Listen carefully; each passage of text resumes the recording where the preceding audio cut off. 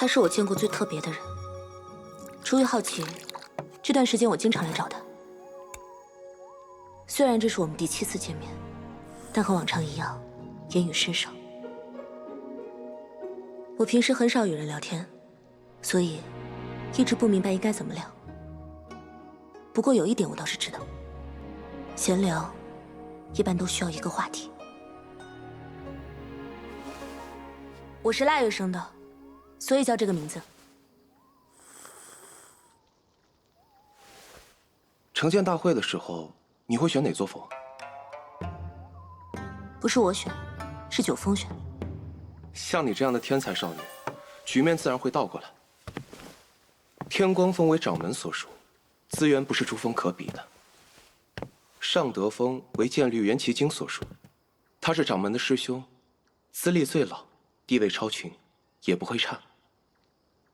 青荣峰为南望所属，峰上多是女弟子，你待在那里，应该更为便利。至于其他峰，要么实力较弱，要么事务繁杂，想来你也不会去。哎，你该不会直接加入两望峰吧？城建大会在即，师妹，何不来我两望峰？诸峰已然老朽，青山之未来只在于我们。你错了，青山之未来在于我，而不在于你们。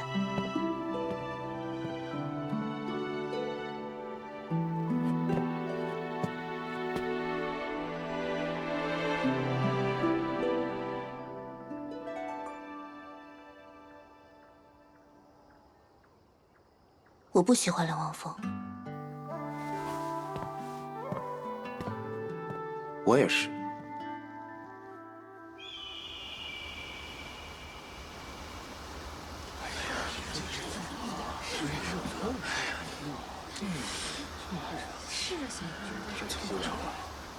到底发生什么呀？哎，对。啊，这是想不到在世间降妖除魔的两望峰师兄，还有在朝歌城等地的各峰师长们都赶了回来。不仅如此，我还听说果城寺来了10余名僧人，朝歌城来了几位朝廷官员，与青山宗交好的水月庵、玄灵宗等地，更是派出了长老之类的重要人物。城建大会这么受重视的？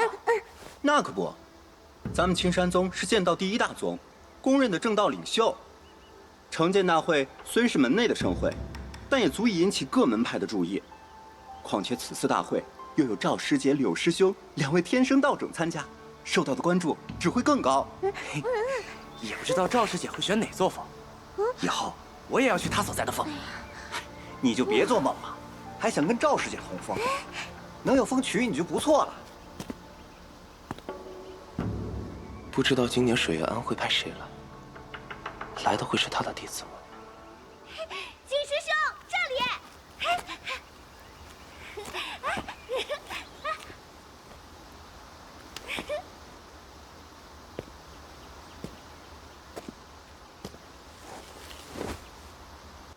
青山宗城建大会现在开始。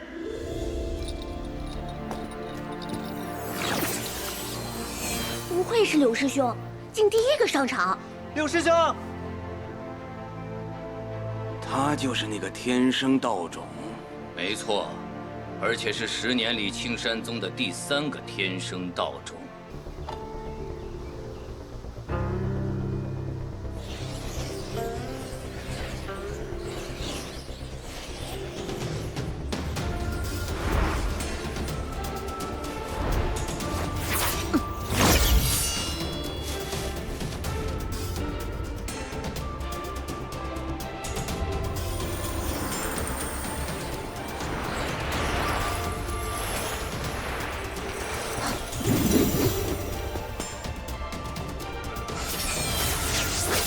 林师兄，承让了。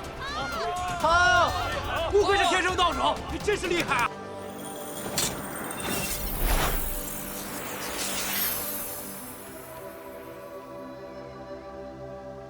你和他之间到底发生了什么事？我不知道你还会关心这些。人都有好奇心。我也好奇，你到底准备去哪座峰？天光还是尚德？你呢？你知道我准备成剑。像你这么懒的人，怎么可能浪费时间？我也不喜欢被人盯着看，但就像你说的那样，不可能每天都有云层蔽日。太阳就在那里，谁会不去看呢？所以，该站出来的时候，总还是要站出来。你说的不错，但如果不想被人一直盯着看，其实还有一种办法。如何做？成为真正的太阳，光鲜刺眼，这样就很少有人敢直视我们。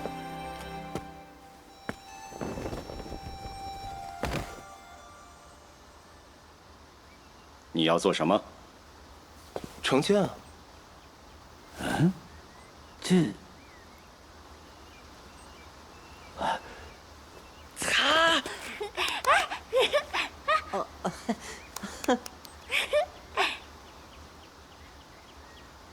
哼，这家伙连剑都没有，成个屁的剑啊！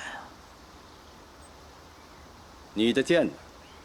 青山弟子除非剑丸大成，入无章境，才能将剑收入体内。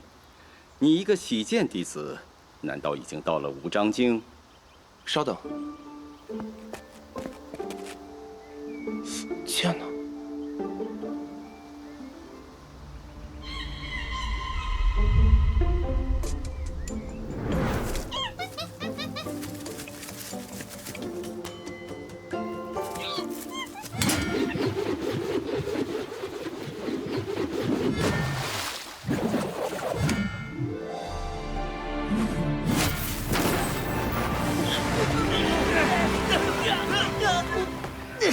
我就知道我没猜错，他肯定每天夜里躲在洞里不停的苦修，真是太会装了。你这样随意对待长辈的遗剑，未免有些不够尊敬。这是我的剑，让顾青上。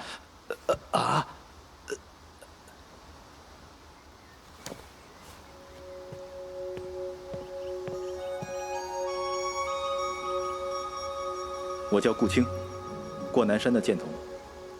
顾寒是我的兄长。因为寒哥的关系，我刚一出生便被送进了两王峰，这些年一直跟随师兄学剑。有人说，在新一代的洗剑弟子里，我的境界首屈一指；也有人说，我甚至可能比赵腊月更强。原本寒哥安排我对战赵腊月，挫一挫他的锐气，却临时改了主意，让我对战眼前这个人。在此之前，我从来没有见过他，只听说他是青山最懒的弟子。其实我有一点不明白，对付一个守一境，为何要我一个成一境的人出战？不过这既然是寒哥的决定，我也只能从命。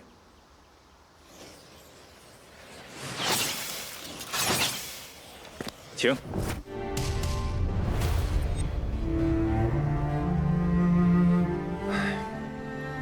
按我的设想，我的剑会停在他的眼前，于眉心只有数寸的距离，然后我会平静地说声承让，胜负就此分出。